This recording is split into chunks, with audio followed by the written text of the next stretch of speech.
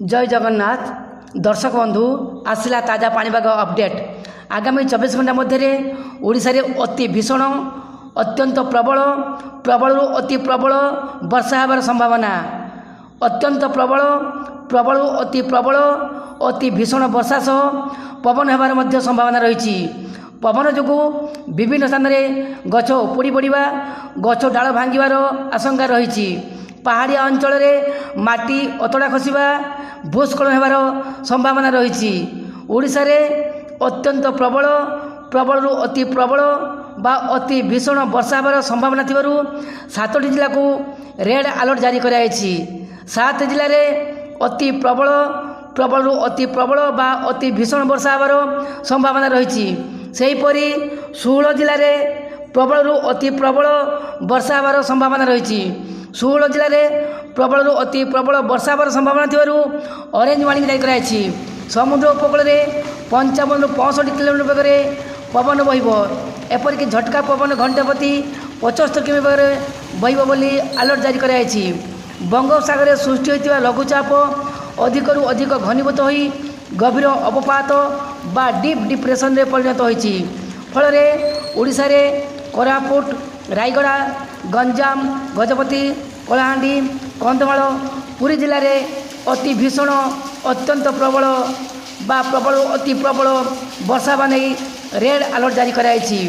सेहीपरि मयूरभंज बालेश्वर भद्रक केन्द्रापड़ा जगतसिंहपुर कटक खुर्दा नयागढ़ बौद्ध सोनपुर अनुगुल ढेंकानाल बलांगीर नवरंगपुर मालकानगिरी जाजपुर जिले में प्रबल अति प्रबल वर्षा होबार संभावना थिबारु ऑरेंज वार्निंग जारी कराई।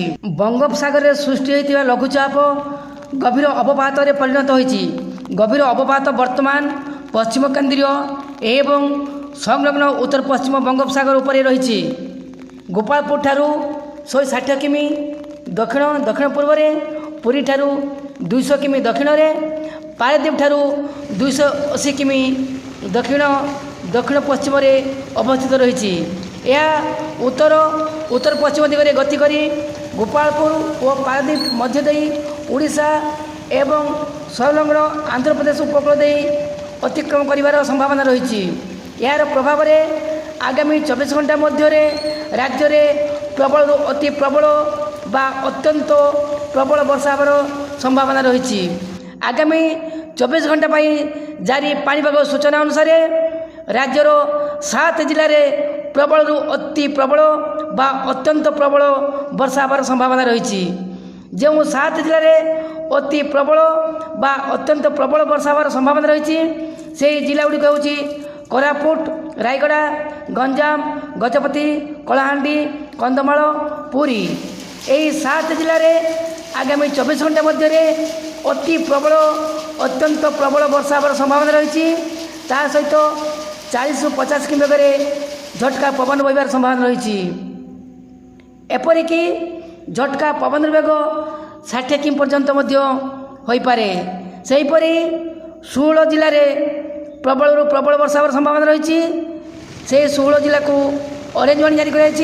से 16 जिला हूँ मयूरभंज बालेश्वर भद्रक जाजपुर केन्द्रापड़ा जगतसिंहपुर कटक खुर्दा नयागढ़ बौद्ध सोनपुर अनुगुल ढेंकानाल बलांगीर नवरंगपुर मालकानगिरी। यही 16 जिले में प्रबल अति प्रबल वर्षा सह झटका पवन वज्रपात होबार संभावना रही। ऑरेंज वार्निंग जारी जिला गुड़िक 7 ରୁ 20 सेंटीमीटर पर्यंत वर्षा होबार संभावना रही। रेड वार्निंग जारी जिला गुड़िक हाराहारी 20 सेंटीमीटर अधिक वर्षा होबार संभावना रही। रेड वार्निंग जारी रायगड़ा कोरापुट कंधमाल जिले में भूस्खलन होबार आशंका रही। माटी अतड़ा खसबार आशंका रही। आगामी 24 घंटा मध्य यही सब जिला को बाद देले केन्दुझर सुंदरगढ़ संबलपुर बरगढ़ झारसुगुड़ा देवगढ़ नुआपड़ा जिले में प्रबल वर्षा होबार संभावना थिबारु येलो वार्निंग जारी कराई।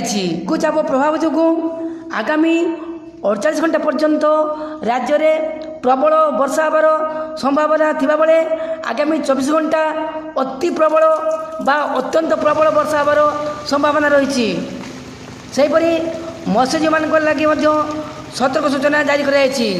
ପଶ୍ଚିମ କେନ୍ଦ୍ରୀୟ ଏବଂ ସଂଲଗ୍ନ ଉତ୍ତର ପଶ୍ଚିମ ବଙ୍ଗୋପସାଗର ଏବଂ ଆନ୍ଧ୍ରପ୍ରଦେଶ, ଓଡ଼ିଶା, ପଶ୍ଚିମବଙ୍ଗ ଉପକୂଳରେ ଏବଂ ଏହାର ନିକଟବର୍ତ୍ତୀ ଅଞ୍ଚଳରେ ଝଡ଼ ବର୍ଷା ସହ 55ରୁ 65 କିମି ବେଗରେ ଝଟକା ପବନ ବହିବାର ସମ୍ଭାବନା ରହିଛି। ମଝିରେ ମଝିରେ ପବନର ବେଗ ଘଣ୍ଟା ପ୍ରତି 75 କିମି ହୋଇପାରେ।